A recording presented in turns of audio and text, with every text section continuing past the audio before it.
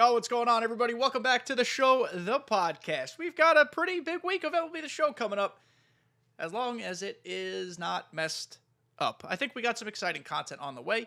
Thank you guys for coming back for another week. I want to talk just a little bit today about the content that came out on Friday, and then look ahead a little bit to what's to come. I don't know if you're still playing MLB The Show. Shout out to you if you are. I do think there are some fun things on the horizon, as college football has been fun for me to play as well. And it's been nice to change pace. Changing pace is healthy. But yeah, we got some stuff to talk about. So let's just hop in. Let's not waste no time. Enough with this wasting time nonsense. Where is the button? There's the button. So, real quick, let's talk about the content that came out last week. There was a big roster update. Fielding attributes were updated. Paul Skeens and Teoscar Hernandez, I think, are the headliners of the new Diamonds. Shout out to you if you invested. I'm sure a ton of people made a ton of stubs off Paul Skeens. But yeah, there was a new, I don't know where to start. We could quickly do this season 2 program, the awards program. It's fine. This Rhys Hines is a little underwhelming. For someone with so much extra base pop, I was hoping for more power on this card, but he can field and he has speed. So that would explain why his hitting is just kind of mid. But it's, it's whatever. Rhys Hines is a fun prospect. I guess less and less of a prospect by the day, right? But still a fun card. Really nice swing, by the way. Doing his moment was fun. His swing is really, really good. So maybe there's a world where we get another cracked 99 Rhys Hines at the end of the year. And he's insane because his swing is really cool. There was also a new Battle Royale program. Oh, we'll do the new chase card first, I suppose. Of course, there was pack content. James Wood, another guy, because he can field and he's fast-ish. Well, he's got 88 speed, he's fast. Some of his hitting is just a little underwhelming, but still this card's good. There was a new headliner, Bryson Stott, maybe the worst 99 of all time, if not certainly up there. Why? Because he can field and is fast. Basically, if you can field and you're fast, SDS cannot give you great offensive attributes. It's just how it works, and I think that's silly. I kind of wish that those two things were a separate grading system. I don't even know if that's possible, but you know what I mean. A new pack in the store, the Homestretch Pack 4. Junior Caminero, really fun card, really fun player. I think his contact versus right could be higher, but he's got nice clutch, so this card's actually okay. Can play third, second, and short. Billy Wagner, shout out to the card art team. We're going to talk about that more later. That's called a teaser, a cliffhanger, maybe even. But this Billy Wagner is sick card art. He is what Billy Wagner is: four-seam slider, curveball, changeup. He's not my cup of tea. I don't like pitching with Billy Wagner. I feel like I get shelled whenever I use him. Maybe that's a personal problem. And for the price tag of 132,000 stubs, I don't think you need him either. If you pull him, great. I suggest you sell him. But I can't see people jumping to go get this Billy Wagner. Then Richie Ass Cheeks is here. Max contact, max vision. That's all you need to know. Harry Ford's got a 98. Kind of cool, but because he can field and because he's fast, his offensive attributes stink. Jet Williams, cool name, shit card, if we're being honest. Guess what? He's fast and can field. Jacob Les Miserables, everyone's nightmare from early in the year, now has a 96 pipeline card. If you liked that card, you're going to love this card. His BB per inning control are borderline unusable. Maybe not even borderline. I just think they're unusable. But he's got a funky delivery. He's tall, and he throws hard as all heck. So he's pretty good. Ken Griffey Sr., cool card art. Basically max contact, 110 vision, 101 clutch. Ken Griffey Jr. kind of has a nice swing, or senior rather, sorry, kind of has a nice swing. He is the contact hitter archetype. So balls are going to die. He's not going to hit many dingers unless you absolutely smoke the ball. And that's that for that pack. New BR program. This is what I want to talk about and use this to segue into the important content drop that happened. So we go to BR. We're going to go to the collection. Not the collection. The bosses, sorry. So Matt Cain and Ethan Salas. Matt Cain and Ethan Salas are not exactly incredibly exciting cards, right? Like this Matt Cain is okay. It's a 99 sinker, slurve. Great pitching clutch. Braking control and velo are good. Stamina and hit per 9 are fine. Break outlier is it's his only great quirk. And then Ethan Salas, incredible fielder, super exciting prospect. I feel like we've been hearing this kid's name for years, and he's only 18. I can't wait to see what he does in the bigs. Just a balanced offensive card, like nothing standout. Vision at 78 is okay. I mean, for some people, vision doesn't matter, so it's not even worth complaining about. For some people, vision does matter. Personal preference, whatever you guys prefer. A fine card. Nothing wrong with it. Kind of a weaker 99, but nothing necessarily glaringly wrong with it. But they tied the BR bosses into the new captains that came out. And that's why I think they're actually a little bit better than people are saying. So they dropped new captain cards. Of course, not the 60 captains for the theme teams for, like, your favorite team that you are a fan of. Those still don't exist. But they dropped new captain cards. 30,000 stubs a pop in the shop. You can only buy 2 of them. Pick wisely. Jackie Robinson is the cover athlete captain. A good captain. The cover athletes are always a fun team to use. It gives you plus 10 contacts versus right and left, which helps this Jackie Robinson a little bit. Plus 8 clutch, and then plus 8 hits per 9. Shohei is the only cover pitcher that benefits from that, so he gets plus 8 hits per 9. Not necessarily my favorite pick, but not a bad captain card. And then here's where it works for the Battle Royale cards. So Jackson Chourio is the Young Guns captain. He boosts players age 23 or lower. Guess who fits that? Ethan Salas and most of the draft guys. I would venture a guess and say almost all of them. If you have 18 players age 23 or younger, which is not impossible to do, you get plus 12 power versus right, plus 12 contact versus left, plus 15 pitching clutch. That's massive. And plus 10 K per 9. That's pretty good too. So this boost is good. Jackson Chourio is not my favorite card to use. I don't really like his swing, but that's a really good boost. And it boosts Ethan Salas. And it boosts a lot of the themed content that's come out in the last couple weeks. So it makes sense when you look at it through that lens. Justin Verlander's no-hitter captain. Guess who fits this? Matt Cain. I'm presuming perfect games count for no-hitters. I haven't actually tested that myself, but I'm assuming it does. This Justin Verlander himself is fine. He's just a lesser version of the good Verlander from a few years ago. And then if you have 10 no-hitter battery mates, so catchers who have caught no-hitters count as well, plus 8 hit per 9, plus 8 K per 9, plus 15 contact versus right, and plus 10 power versus right, for your hitters. Not a bad boost. Then we have Texans captain. Joe Nathan boosts some people from Tejas. This is actually a really good boost. 11 Texans on your team, plus 15 contact right, plus 15 hit per 9, plus 15 batting clutch, plus 15 pitching clutch. That ain't bad. Plus, if we're being honest, this Joe Nathan's a good reliever on his own. On his own. 4-seam slider, sinker, cutter, and a 12-6. Plus, if you have 5 Texas players on your team, you're getting a contact and a hit per 9 boost on its own. I'm actually going to see. I'll see in a second if I have that already stocked. But Cedric Mullins, 30-30 captain, is the last one. 11 30-30 club members for Tier 3, plus 12 contacts for both sides, plus 8 batting clutch. A good boost. I don't know why it doesn't have a 4th boost in there. It only has 3, the 2 contacts and batting clutch. Whatever, not a big deal. Before we move on, I want to see if this Joe Nathan actually fits. I could walk the walk here. Let's put Joe Nathan on the team because I did purchase him. We'll take Joe Kelly out just momentarily. I don't think I have that many people from Texas. I'd kind of be surprised. I have 1, and it's Joe Nathan. Okay, so we'll take him back out. That was just a social experiment. You guys can just forget that happened. So, not an incredible content drop, right? Like, it's going to be tough to follow the All-Star content. We talked about that. But I at least see the purpose in why they released certain things certain ways. Like, are Matt Cain and Ethan Salas super sexy names? No. Do they fit 2 of the new boosts that came out, making them better? Absolutely.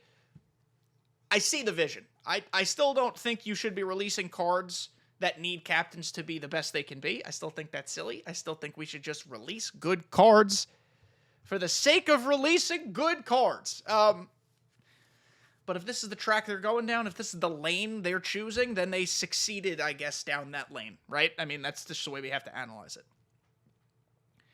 But coming up this week is a huge week of content. Huge, massive, jumbo week of content. Team Affinity Season 3, Chapter 3 is coming out Friday, which I mean, is it Friday or Thursday? Hold on. I'm checking my calendar. It is Friday. It seems earlier than when Chapter 3 came out last year or last season. I guess they're learning from the fact that we didn't have enough time to use the 99s. So shout out to them for learning. Learning is good.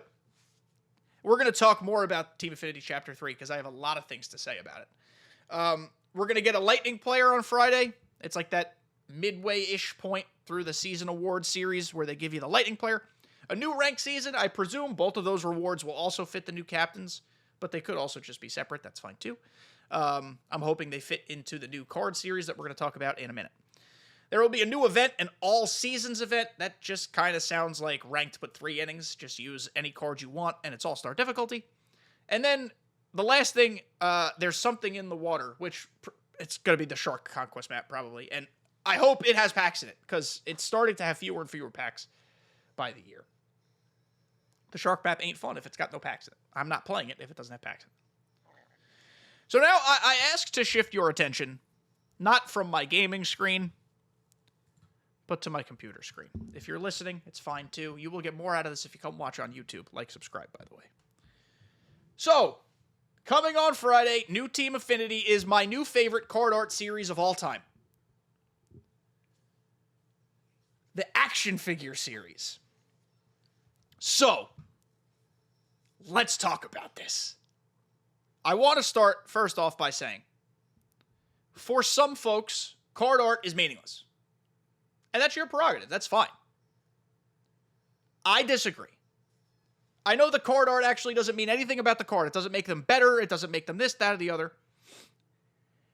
For me, card art shows that there's effort being put into what's going on.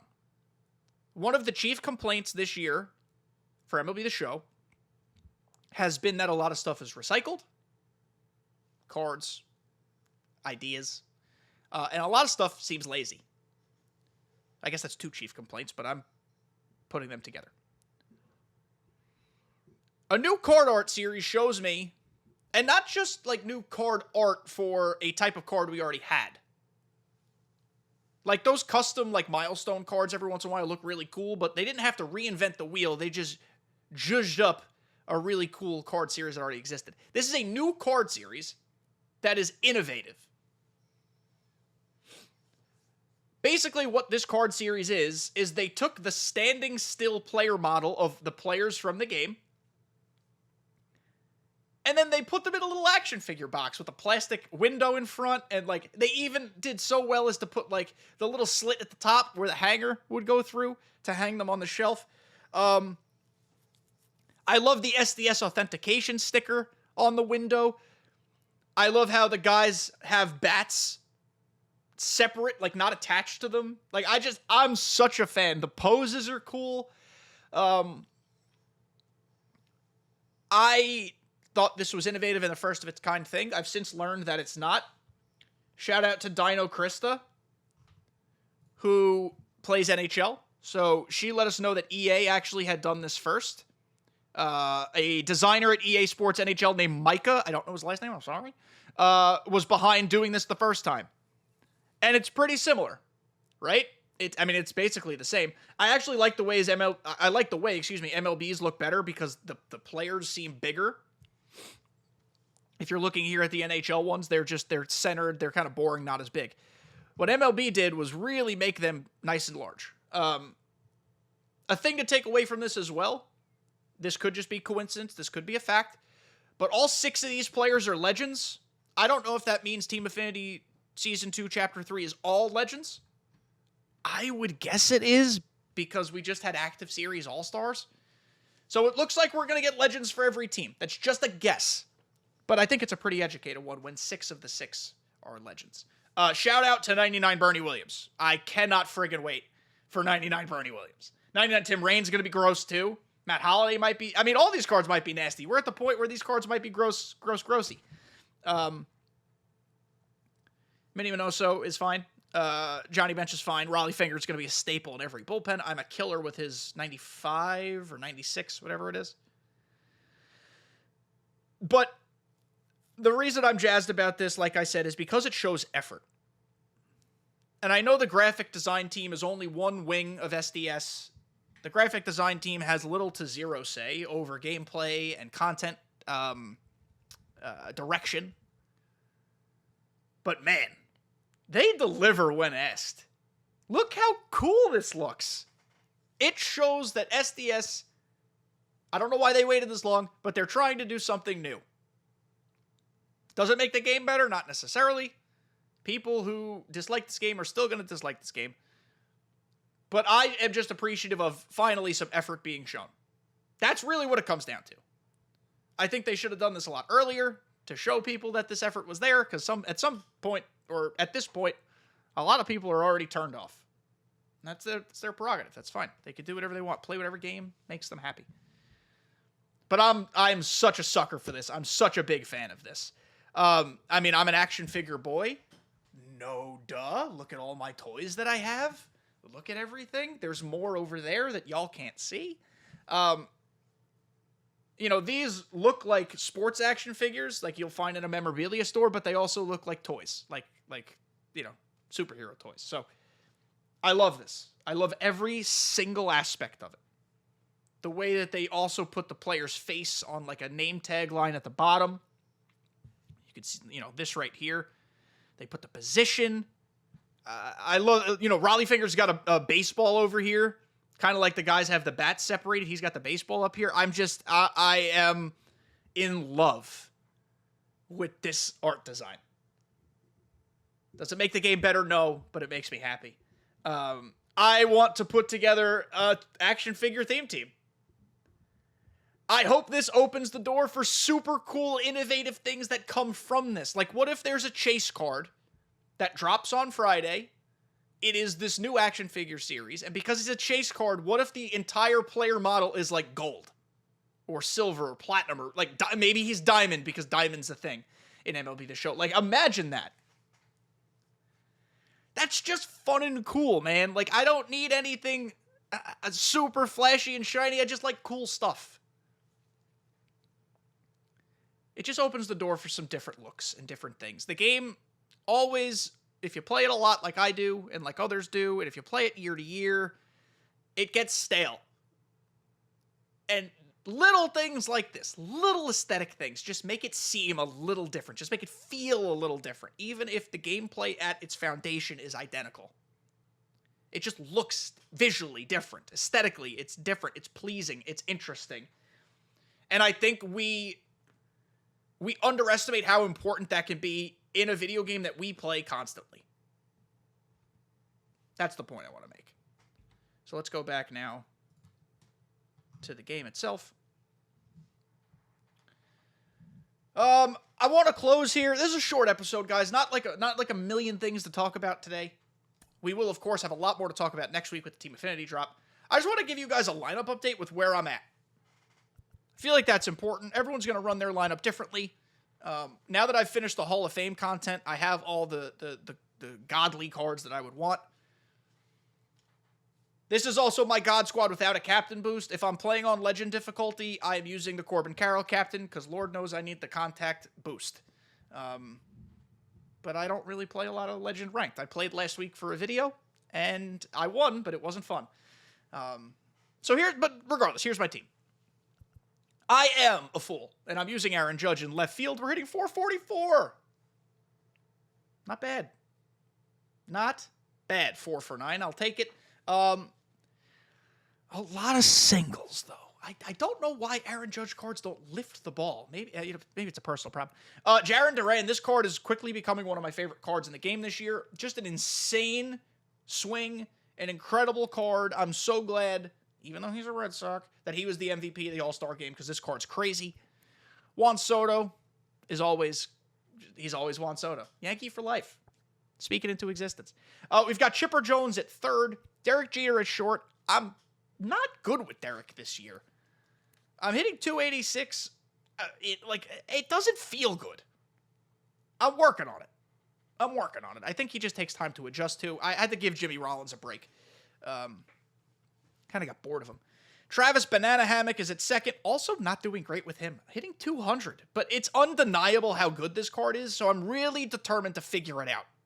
Because I like his swing. I've just gotten some bad luck Plus, middle infield options right now aren't exactly, like, incredible. So, yeah. I mean, I could probably use Bobby Witt at shortstop, too. But, you know, there are some options, I guess, just not the best. And then Babe Ruth is playing first because he's Babe Ruth. Frank Thomas is my DH, and he is insane. I am hitting 546 at-bats with 9 bombs and 3 doubles. If he touches it, it is blasted. I love Frank Thomas. That's going to be controversial. Some people don't love his swing. I love this card. The Big Hurt is in the lineup. Joe Mauer is catching. It's a toss-up between Joe Mauer and Jorge. I love them both. The bench has got some versatility. We got Salvador Perez, Todd Helton, slept-on swing, Ellie De La Cruz, and Teoscar Hernandez, the 99. There are some other options, like Bobby Witt could be here for sure. Wyatt Langford could be here to hit a lefty, but Teoscar can... actually, that's close. Teoscar hits righties better. Maybe that's why he's in there. You know, there's bench options. Build your team however you want. This Shohei is cracked. Tatis is really good. Bobby Witt's good. A lot of people are going to be using Griffey Jr. I can't figure his swing out. Beltre's a great, fun new legend. Like, there are good cards this time of the season. A lot better than there were last year, or last season. My rotation. Halladay, Sale, Skeens, Bobby Gibson. Video coming Thursday on him. And Jurangelo Sinche, just because I think it's undeniable how important it is to have a handedness or platoon advantage every single hitter. Every single one. So even though his attributes might not blow you away, he's in the rotation. I just think that's pretty smart. The bullpen is, again, going to be pretty up to you, but if you noticed, I have no wild cards on my team, so I used all 4 in the bullpen. I have Chapman, Miller, and Tanner Scott as my lefties, Joe Kelly as my funky righty, and then 4 incredible wild card relievers. Adam Ottavino, the Easter egg one of my favorite cards this year out of the bullpen. Raleigh Fingers, the 95, will be replaced by the 99, but this Raleigh in 13 innings hasn't allowed a run. 0 ERA, 5 saves. He is my lockdown reliever. Devin Williams, because they had the audacity to give a 99 Devin Williams a cutter, sinker, and a screwball with a changeup. Just ridiculous that they did that. And then Blake Trisket, a Tasket, a girl in her little basket. I don't know what the nursery rhyme is, but Blake Shrinen's great. Just incredible. So it's my bullpen. That's my team right now. What do you guys think? What's your team? Where is my team super different from your team? That's what I want to know. Like, am I dumb for not using Griffey and instead using Judge? Like, where do I completely differ from you? That would also mean I had too many lefties on the team, so it's another reason I don't do that. But what do you guys think? Are you excited for the content coming out this week? Do you like my team? What do you think about the action figure series? Let me know any of your thoughts in the comments down below. If you're listening on Apple or Spotify, come over here just to leave a comment. Or, haven't asked this in years, leave a 5-star review on Apple and Spotify. But that's going to do it, chaps. And what's the female version of chaps? Chappies? I don't know. Lads and lassies, thank you for being here. I appreciate you all so much. Enjoy the week. Enjoy the content. Enjoy the conversation. And I'll see you all next time.